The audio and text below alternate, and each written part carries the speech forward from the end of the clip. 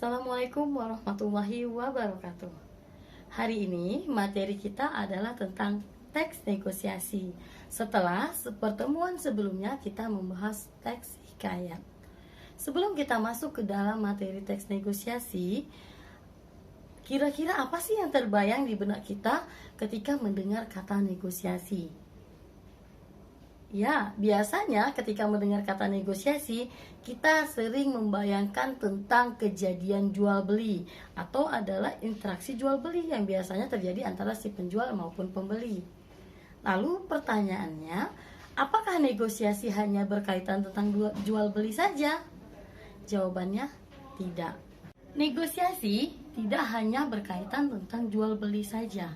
Negosiasi biasa terjadi di lingkungan kita sehari-hari. Bahkan sesuatu hal yang sebenarnya kita tidak pikirkan, apakah dia termasuk negosiasi atau tidak. Bahkan di situ sering terjadi negosiasi. Jadi tidak hanya dijual beli saja. Contohnya ketika kamu ingin meminta izin kepada orang tua kamu. Nah, biasanya ketika kamu ingin meminta sesuatu kepada orang tua kamu dan orang tua kamu memberikan syarat tertentu yang harus kamu penuhi dan kamu menyetujuinya, itu juga termasuk ke dalam bentuk negosiasi. Lalu, apakah pengertian dari teks negosiasi? Teks negosiasi adalah kegiatan tawar-menawar yang biasanya terjadi antara dua orang atau lebih, atau biasanya disebut juga dengan dua pihak atau lebih yang memiliki perbedaan kepentingan.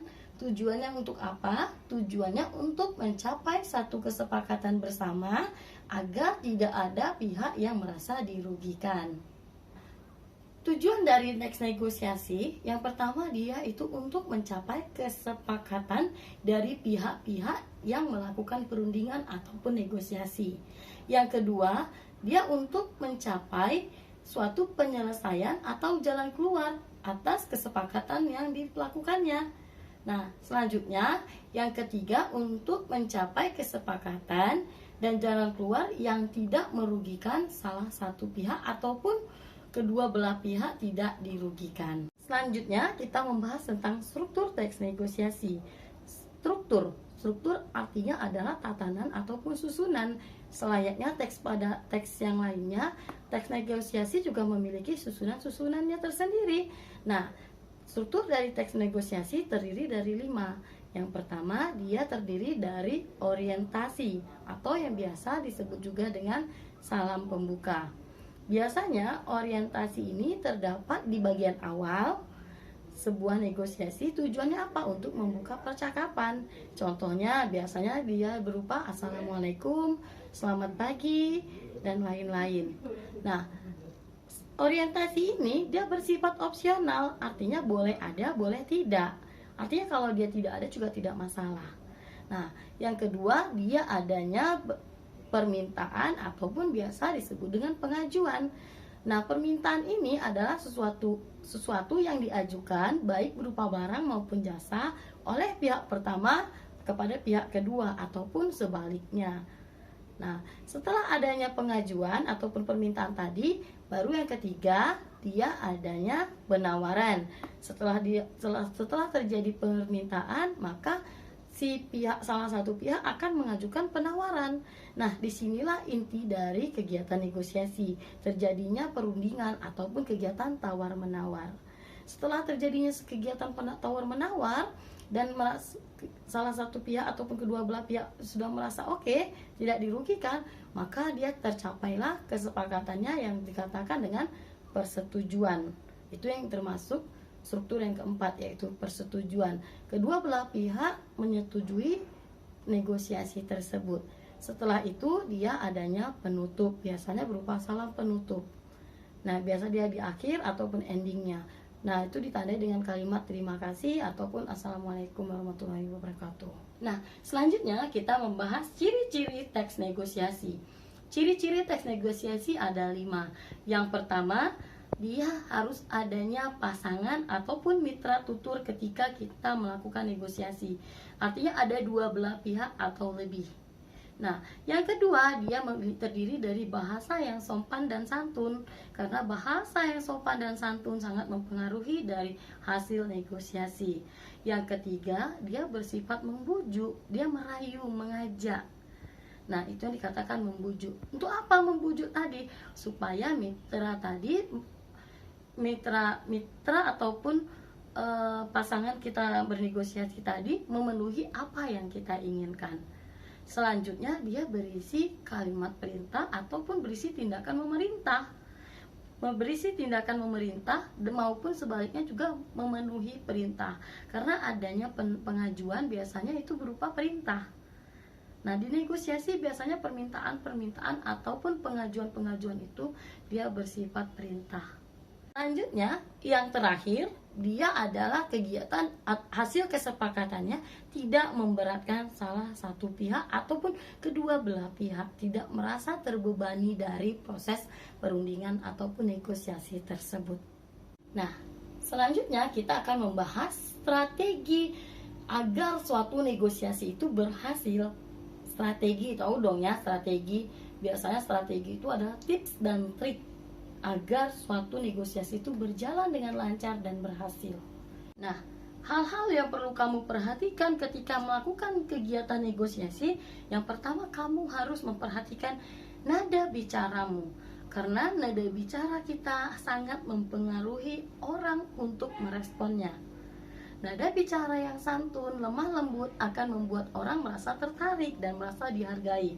Karena dia merasa nyaman, lawan bicara kita merasa nyaman, maka keberhasilan negosiasi akan jauh lebih besar. Nah, setelah kita memperhatikan nada-nada bicara kita, tips yang kedua agar negosiasi itu berhasil, hindari kata-kata yang bersifat kurang meyakinkan. Biasanya kata-kata itu argumentasi yang kamu sendiri masih belum yakin. Contohnya kata seperti, mungkin, bisa jadi. Nah, itu kata-kata yang perlu kamu hindari. Karena apa? Karena kalau kamu sendiri tidak yakin, bagaimana calon pembeli kamu ataupun lawan dari negosiasi kamu akan percaya dengan apa yang kamu sampaikan. Contohnya, kamu adalah seorang marketing perumahan. Nah, ketika ada calon pembeli menanyakan apakah lokasinya banjir atau tidak, lalu kamu menjawab, bisa jadi nggak banjir. Nah, apa yang terjadi ketika kamu menjawab seperti itu? Si lawan bicara kamu ataupun calon pembeli kamu, dia otomatis akan mundur, akan merasa si penjual saja tidak yakin, bagaimana dia bisa yakin untuk tinggal di situ. Nah, setelah itu kamu harus melakukan riset. Tips yang kedua, kamu harus melakukan riset. Artinya kamu harus menganalisis terlebih dahulu siapa calon mitra tutur kamu, siapa calon yang akan melakukan negosiasi dengan kamu. Kamu harus tahu, kamu harus pahami kira-kira latar belakangnya apa yang dia tidak sukai. Karena apa? Karena pemahaman kita mengenai dia akan mempengaruhi hasil dari negosiasi. Karena ketika kita melakukan hal yang tidak disukainya, maka bisa jadi negosiasi kita akan gagal. Nah, selanjutnya kamu tidak boleh terlalu bersifat personal. Artinya kamu tidak boleh terlalu berat ke diri kamu sendiri. Kamu tetap juga harus memperhatikan lawan negosiasi kamu. Karena pada dasarnya negosiasi adalah kegiatan perundingan dari dua belah pihak yang memiliki perbedaan kepentingan untuk mencapai kesepakatan bersama. Karena dia ingin mencapai kesepakatan bersama, otomatis dia nggak boleh memberatkan salah satu pihak, nggak boleh hanya ke diri kamu saja, atau nggak boleh juga terlalu berat ke lawan kamu. Nah, setelah itu baru yang terakhir, yaitu perhatikanlah gerak ataupun bahasa tubuh kamu, atau yang biasa disebut dengan gestur. Gestur tubuh kita sangat mempengaruhi respon dari mitra bicara kita. Kalau kita memiliki gestur yang nggak baik, contohnya kamu niat nggak niat, mungkin suatu hari kamu melakukan bertolak pinggang. Kalau mau boleh, kalau nggak usah. Nah, hal yang demikian harus diperhatikan, ya. Artinya hal itu nggak cukup baik, hal itu kurang sopan, yaitu bahasa tubuh atau mungkin gestur mimik kamu ketika kamu merasa tidak setuju. Nah, kamu memperlihatkan wajah yang tidak senang. Nah, itu juga harus diperhatikan. Demikianlah materi kita hari ini, semoga dapat dipahami dan semoga bermanfaat. Wabillahi taufiq wal hidayah. Assalamualaikum warahmatullahi wabarakatuh.